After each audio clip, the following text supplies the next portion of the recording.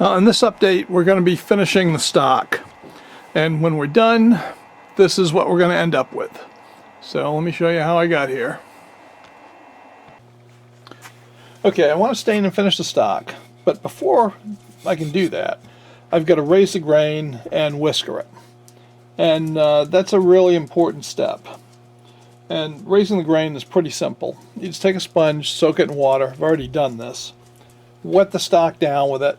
Get it good and wet. It doesn't have to be sloppy. Put it aside and let it dry. What'll happen is the ends of the grain will curl up a little bit from the water. And what used to feel nice and smooth will start to feel a little bit sandy, almost like sandpaper. In fact, you can't see it because I'd need like a macro lens to do it, but I think you can kind of hear, if you can, that scraping noise, right? Something right here. In some areas it's heavier than others. It's pretty heavy right here. I think quite a bit. So that's where all those little whiskers have come up. And they've got to be sanded off. That's what whiskering is. It's just simply sanding it again with very fine paper, 220 grit paper, and going over it. Now the reason that's important is because if you don't raise the grain and whisker it, the same thing that water just did with this stock, well, that's what's going to happen when your stain dries on it. It's going to raise those grain ends, and when you put the finish on, it's not going to feel nice and slick and smooth anymore. It's going to feel a little bit gritty. And that's because you're trapping all those grain ends up. So what I've got to do now is just lightly cut, and you can see, cutting them off. I've got to take those grain ends down. And I'll go over the whole stock. And then after that, I'm going to raise the grain again. I'm going to soak it, put it aside to dry, and I might have to do that 3-4 times until it stops curling up. And when it does that, it's safe to put on the stain, and then you can finish it.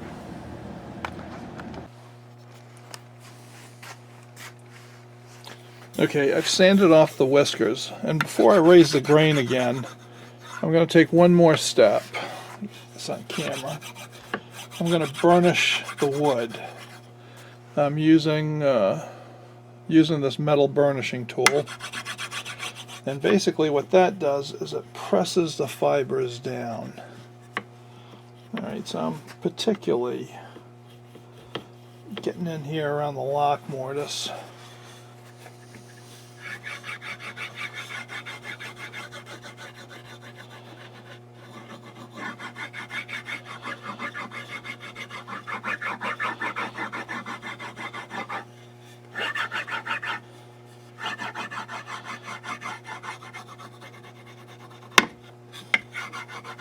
So I'm just going to go over the whole stock with this and just get those fibers pressed, and then I'm going to wet it down again, put it aside, and see how much grain I raise.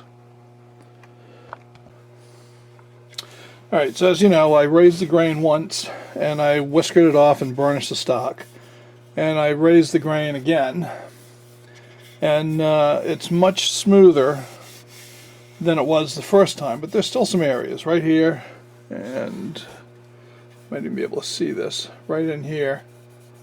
I can feel it. So I'm going to go over everything again and whisker it, and I'm going to raise the grain again. I'll burnish it, then I'll raise the grain again. See right here, it's a little rough.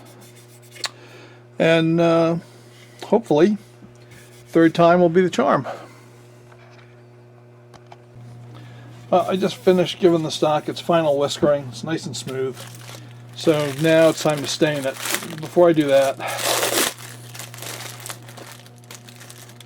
I'm going to take some clean tack cloth. Alright, if you're not familiar with it, it's just what it sounds like. It's cloth that's got a sticky covering on it. And I'm just going to go over the stock. And what this will do is pick up all of the sanding dust that's still stuck to the stock. So I'm going to go over this And after I get it all dust free, I'm going to stain it. I'm going to be staining this with Homer Dangler's reddish brown stain, which I like a lot on maple. I don't have much experience with it on walnut, but original Hawken rifles would have been stocked in maple, so I think this will come out nicely. So I'm just going to paint this on.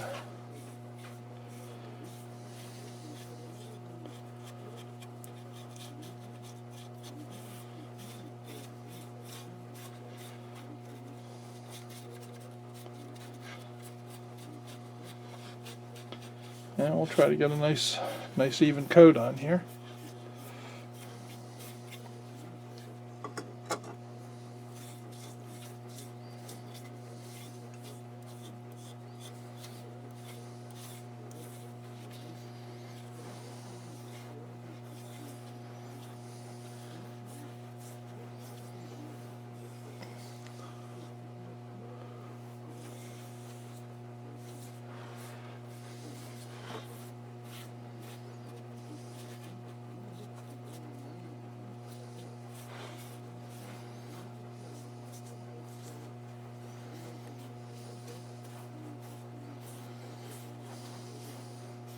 I'm going to be staining this with Homer Dangler's reddish brown stain, which I like a lot on maple. I don't have much experience with it on walnut, but original Hawken rifles would have been stocked in maple, so I think this will come out nicely. So I'm just going to paint this on.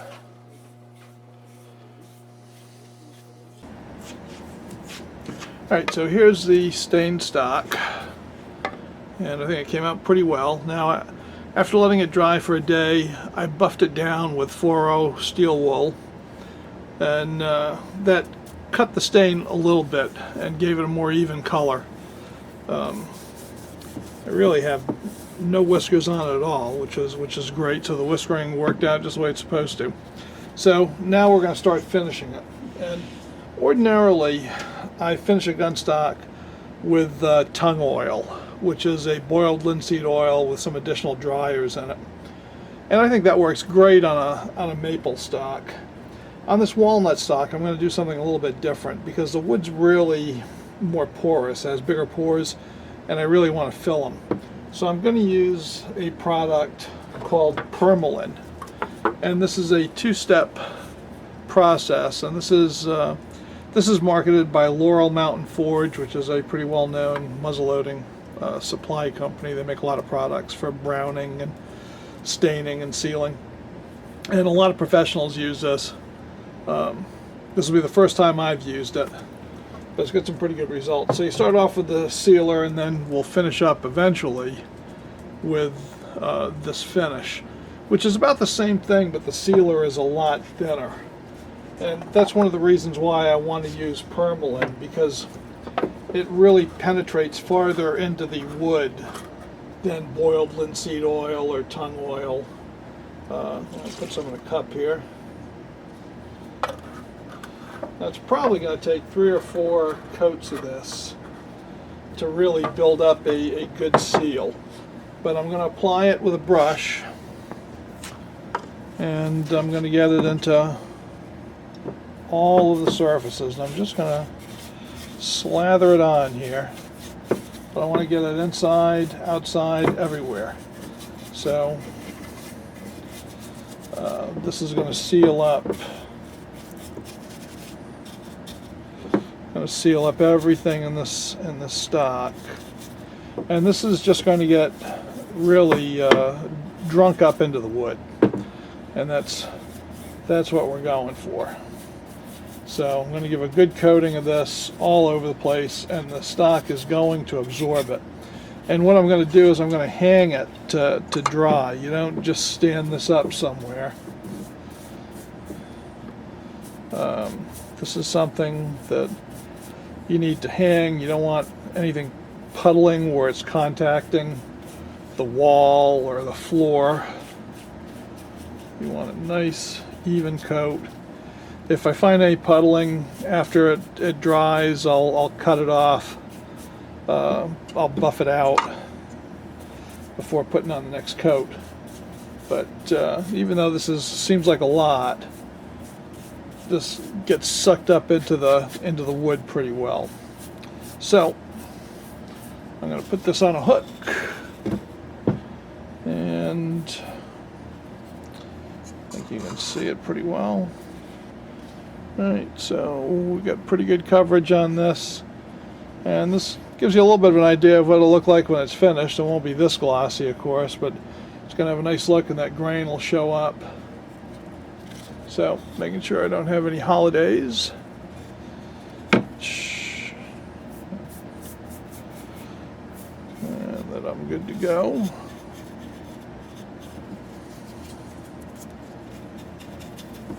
Okay. Alright, so I'm going to get this baby on a hook. I'm going to get it on a hook right through the end here, and go hang her up. The first coat of Permalin sealer has dried into the stock overnight, and it's looking quite good. So I'm ready to put the second coat on.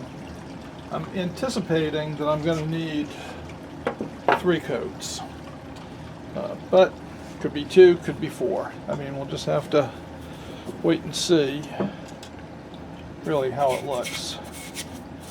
I should be able to tell by the amount of sheen I'm getting when I've got enough on there. So once again, I'm just going to brush this on very generously, get it into all the nooks and crannies. I'll seal everything up, and then I'll coat the stock.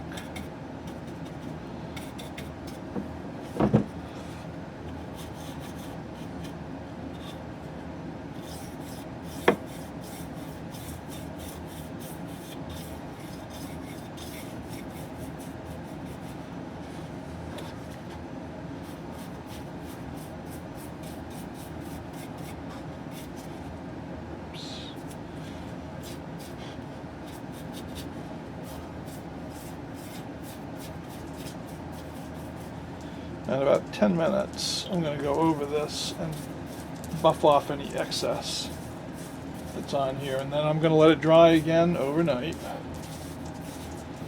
and let it really soak in, and then we'll see if we're getting to the point where we're ready to put some finish on it or not. Well, I've got 3 coats of sealer on the stock, and that is really all it needs. And the way you can tell is it's starting to get a sheen to it, like it's finished. And when you start to get that, you can keep going. And in fact, you can build up an entire finish with just the sealer. It takes a little bit longer, and it's a little bit different technique, but it can be done. But what I'm going to do is I'm going to change over now to the finish, which is a little bit thicker. Alright, so like I was saying when the dogs interrupted me, you can build up a whole finish with just using the Permalin sealer. And you keep brushing it on, and then you have to buff it out. It takes longer because it's thinner, it's made to penetrate, but you can do it. But once you have it sealed, you can switch over to the Permalin finish. And this is a little bit different technique for applying it. It's thicker, it has different drying agents in it than the sealer does, and it really operates just like putting on a boiled linseed oil finish. So I'll show you that in just a second. So the Permalin finish is a hand rub finish, and the way you put that on is you dip your finger in the bottle and you cover a small area, work it in like that, and you work it as far as you can. Should always start at the buttstock. And what you do is you rub it. and this is just exactly the way you do a boiled linseed oil. And when you rub it, you're going to feel it start to get tacky, and it's going to get warm from the friction. And that's what you want. And that's how you build up a sheen in that finish. Okay, and you just keep going along the whole stock. And that's what I'm going to do. Well, I think you can see the stock is coming along very well. I'm going to buff it down with 4-row steel wool and put one more coat of finish on it now, and then I'm going to finish it off with some sealer. But basically, it is looking very nice. Alright, so I'm going over it with steel wool, which knocks the shine off of it, also gets it ready for another coat by abrading the finish a little bit. So, just going to clean this up, and I'm going to put one more coat of finish on it before I seal it. I'm just looking right now for any high spots, and I'm taking, I got one right here, I'm taking that out with steel wool.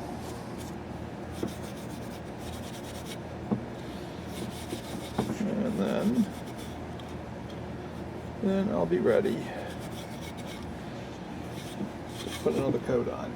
I'm going to go over it once again with tack cloth. All right, get all that steel wool dust off of it.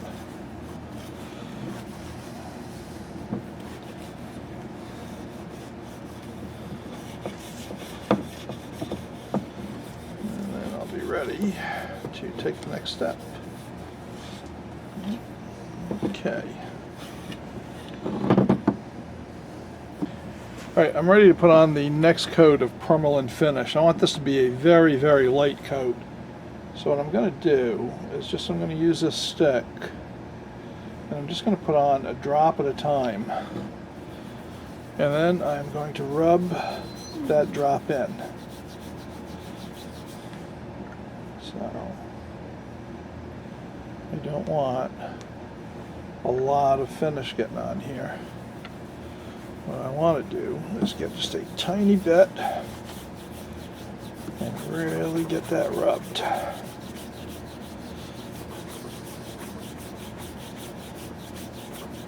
I feel the heat in my hand.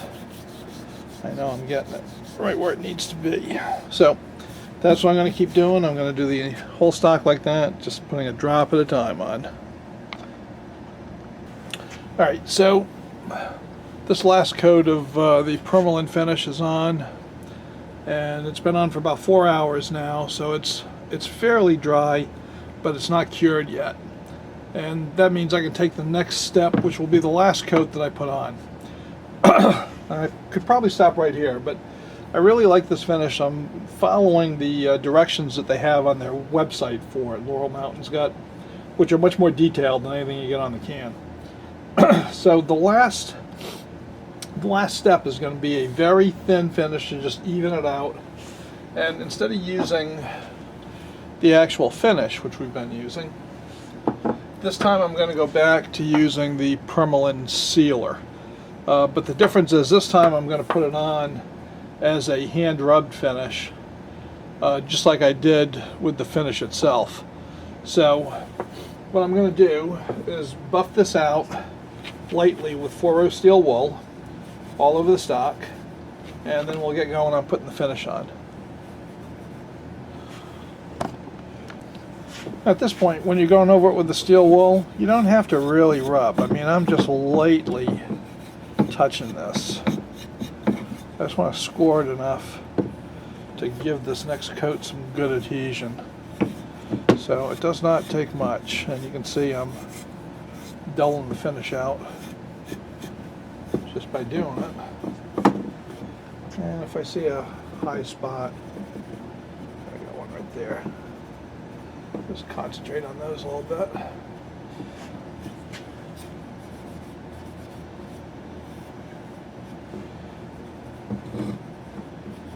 That is really all you need to do. Now I'm going to take the tack cloth, clean it off, and get ready to finish it. Alright, I'm going to do this with the sealer the same way that I did it with the finish. I've got a little cup of it. I've got a popsicle stick that I cut to be an applicator. And I'm just going to put a couple of drops on, once again. And I'm going to hand rub those drops in.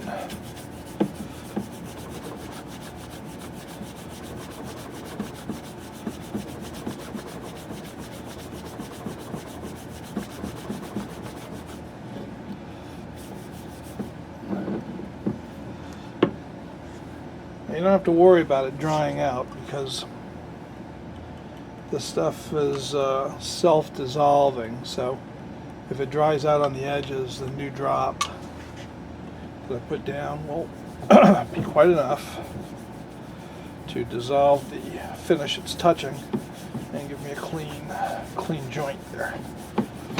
Okay. So I'm getting feel hot on my hand. And that's how I know I'm getting a good finish. So I'm just going to go over the whole stock and hang it up to dry. Alright, the stain on the ramrod's been drying for a day. I'm just going to paint it with a little permalin sealer. You don't want a heavy finish on a ramrod, so permalin sealer will suck in. Close the pores up. I mean, hopefully this will be a decent ramrod. It's the one that came with it. I find that these factory rifles, ramrods are usually pretty crappy. So I'll use it, and if it doesn't work out, I'll just I'll make a decent hickory ramrod for it. But who knows? This might be outstanding. You gotta have faith, right?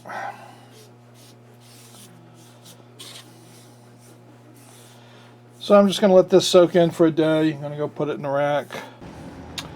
Well, the stock is done. And as you can see, I've got the furniture remounted on it. And it's all finished. It's all sealed. It's ready to go. I don't have the tang screwed down tight yet because I'll do that after I put the barrel in and everything gets done. So we're closing in on being done completely with this. We just have one more chore to do before I fit the barrel and the rib, and that is need to get the sights somewhat modified and get them put on the barrel, and then get the rib mounted on the barrel, and we're good to go. So the next video will be just a little bit of work on the sights and getting them mounted.